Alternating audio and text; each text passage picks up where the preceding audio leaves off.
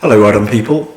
So I've owned my 2020 Triumph Rocket 3R for a few weeks now, and I've done a few hundred miles on it, and I just thought I'd give you a few initial impressions and maybe a few things from an ownership perspective that perhaps haven't been mentioned in other reviews so far. So one thing that's very apparent with the bike is attention to detail. Triumph really care about fit and finish of the bike, and making sure that you feel the bike is, you know, a premium halo product, which it is. So there's plenty of things visually on face value that people notice, like the hydroformed headers or the beautiful fold out foot pegs, for instance, but there's a few hidden things as well.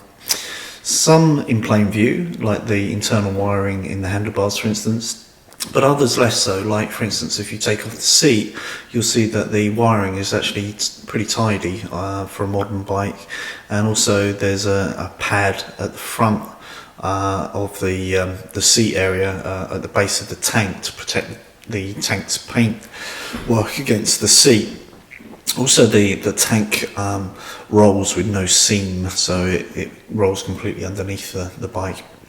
Attention to detail like that is just really, really nice, and one of the reasons why I like owning the bike already. Second thing that's commented on a lot is the bike is a bit slow to steer, and that's indicative of a number of things really. It's quite a heavy bike, it's quite a long bike, and it's got quite low bars, so unless you get your forearms fairly flat and you use plenty of counter steer and you keep a positive throttle response, it may give the impression it's a bit slow to steer. But actually, if you kind of shout who's boss a bit and apply those techniques, then it will steer pretty sweetly. But having said that, it comes as standard with the rear preload on its lowest setting. It's something like 18 settings with the hand wheel, and it comes on like 0 out of 18. So I've adjusted mine to rider and luggage weight, which is about 9 clicks of that rear preload. And if you own one and you think the bike's steering a bit slow, I would definitely recommend increasing the rear preload. It's very similar to, say, a Ducati Diavol in that respect. Next thing, of course, is the engine. Can't really talk about the Rocket without mentioning the engine. One thing I like about it, it's not overly refined. In fact, around 3,000 revs it can be a little bit almost buzzy or vibey, and I quite like that. It gives it a bit of character, and of course it has massive grunt, and roll-on performance is ridiculous, but it's very smooth at some revs and it's a little bit lumpy at other revs, and overall it just it's not clinical and boring like some bikes I could mention. So it's a lot of fun. That engine is quite a classic. I think it's a bike you have to physically dominate a little bit, as I mentioned. Bully even, it's a bit like a playful pit bull, and you know, if you give it an inch it'll take a mile. So if you're running in too high a gear and you're running at too low revs and you're not using much counter steer, then when you go through a bend, if you're going a bit hot, you're going to find it pushes a bit wide. It's no different from any other big heavy long bike in that respect. So it's something you have to kind of muscle about a bit. It's not hard work, but you just have to remember that it's not a beginner's bike. This is not recommended for somebody who's just passed their test, and you need to be you know, very much in charge of it, and if you pick your line well and you stick to your line, it's going to reward you with a really nice riding experience. The other thing not mentioned so far is the headlights. Headlights are great, particularly the high beam. They are kind of strong enough to melt slow moving oncoming traffic. Really pleased with those, and in actual fact I've just done a in the dark commute, which again I don't think anybody else has ridden the Rocket after dark and made a video of that, or commuted on it and made a video of that, and look out for that in the next couple of days, and I'll be uploading that. Sports mode, probably the first bike I've ever owned that, having owned many of the world's most powerful and fastest bikes, it's probably the first bike I've owned with the sport mode that I think it's actually a bit much. Certainly while you're running it in and getting used to it, it's a bit of a manimal in that respect. It's sport mode is really for men that like to show off their hairy chest and think that women should be seen and not heard. So it's quite a you know, it's quite something. It's quite aggressive, and it's okay once you get used to it and you get your head around the bike, but most people like me that are used to riding can just leap on a bike, put it on full everything, and you know, beat the hell out of it. Not recommended on day one of ownership, put it that way. Another thing is there's absolutely nowhere on the bike to hang a helmet, believe it or not. You can't really hang them on a pillion foot peg because they'll touch the exhaust. You can't hang them on the rider foot pegs because they'll touch the floor. You can kind of half get away with them on the handlebars, but it's a bit iffy, and the same with the indicator. I don't like to put them on the turn signal because the helmet, although it's not that heavy, it's a little bit of a weight for a turn signal, and you don't want to scratch it, you don't want to bend it and make it flexible. So yeah, there's not an ideal place to put your helmet on the bike. The rear light is both modern and mesmerisingly pretty. I think it kind of wouldn't be out of place on a UFO.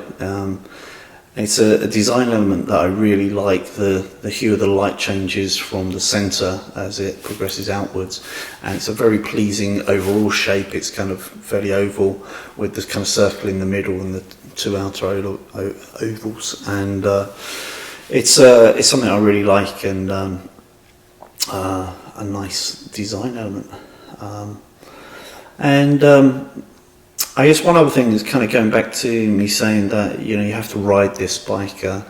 I think people buying it and purely wanting to ride it as a cruiser should definitely buy the GT. The GT has the higher bars, more forward controls, slightly lower seat, and it's just that little bit more laid back. And if you like cruise around at the speed limit, which some people would say is kind of a waste of time buying a Rocket in the first place, but if you like kind of sticking to the speed limit and you just want to cruise around and go slow everywhere all the time, then it's fine, you know. But really, the R is not ideal for that. The R is needs to be ridden more like a naked bike, if you like, and doesn't have to be ridden like a sports bike, but it has to be ridden kind of, you know, in a kind of good steady progress kind of way, shall we put it. So first gear normally on a bike is just about pulling away, right? It's just about getting away from the lights or off your driveway. And when you come to things like roundabouts and stuff, you're always taking them in second gear, right? Unless you physically stop and put your feet down, you'll never go into first gear. It just doesn't really happen. And not the case on the Rocket. When you go through slow 90-degree turns and you go through smaller roundabouts and stuff, you'll be taking them in first gear.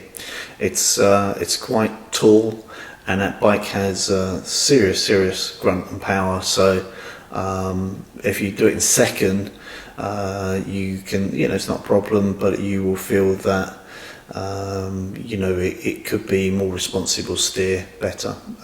It's a bike that, strangely, with, you know, even though it's got ridiculous torque, you almost want to carry a gear lower than you would do on most bikes, just to get that creamy thrust going, and so first gear is definitely a rideable gear and is ideal for roundabouts, etc.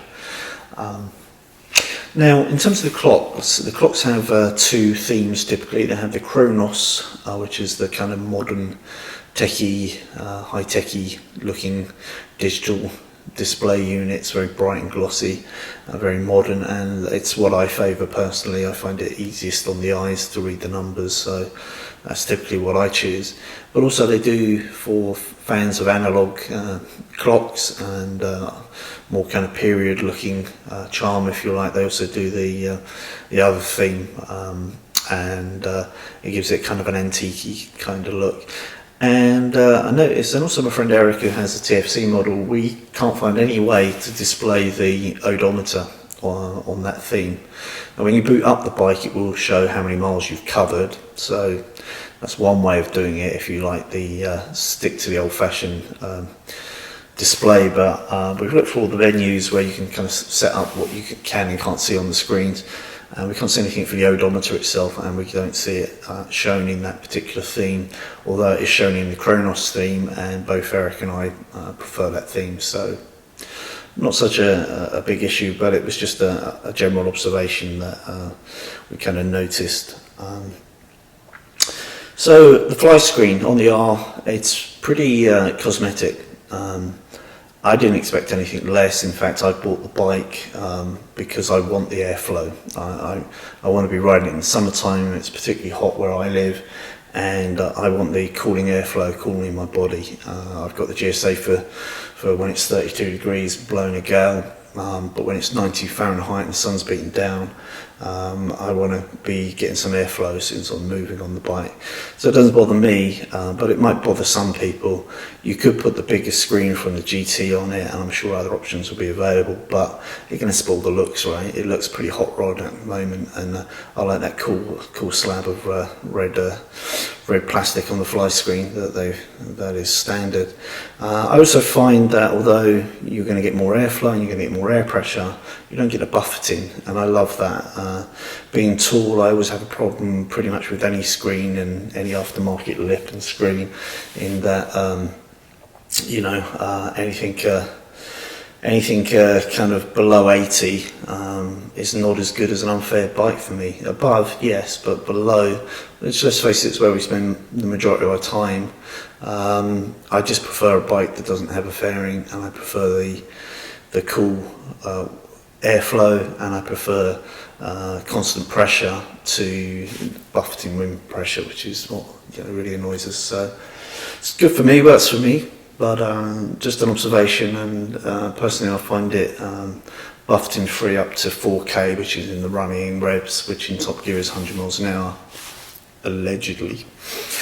So the bike gets lots of looks wherever I go, and a lot more than I ever imagined, actually. You get a lot of thumbs up at the traffic lights, you get people looking. I've even had people take out their iPhone and take a picture of me when I'm at the lights, and overall it's pretty cool. People look at gas stations and stuff. You don't get quite as much harassment as if you've got an old Bonneville with old boys wandering up to you, reminding you that they had a bike in 1958 and it was nothing like that one, but it kind of reminded them of it. No, it's not really like that. It's just kind of got that modern, geez, that's a big engine in that thing, and it looks cool as a 32 Ford Pop or something, So it's nice, party bonus, I guess, really. So switchgear. Switchgear can be a little bit confusing when you first get the bike, but you kind of soon get used to it. Once you get used to, like, say, the heated grips buttons actually in the heated grip rather than on the cluster, or you work out which way around you need to press the buttons to get the cruise control on, and you work out the menu system, which is like a joystick toggle on the left hand side, and essentially you push it right to go down through menus, and you push it in to make selections, and on the right hand button you have a toggle switch which takes you to to home basically. So it's alright once you get used to it. Don't read the manual, it's confusing as hell. There's some good videos online. Just YouTube those and then play with your interface on your bike while you're looking at those YouTube videos, and you'll be golden. So that's good. It's a cool bike. I think there's faster and better looking bikes, but few bikes are cooler or more desirable than the Rocket 3 right now, and I'm very, very pleased with my ownership. Kind of reminds me of when I once owned a Porsche. Just looking at it, you realise that you're in the presence of something very special, and every time you ride it, it's not simply a journey, it's an event. So that's my thoughts on initial ownership of my 2020 Triumph Rocket 3R, and last but not least, ride often, ride carefully, ride on.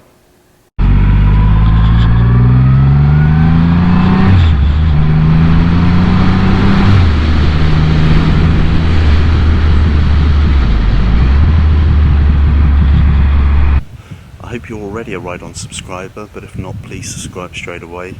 And last but not least, ride often, ride carefully, ride on.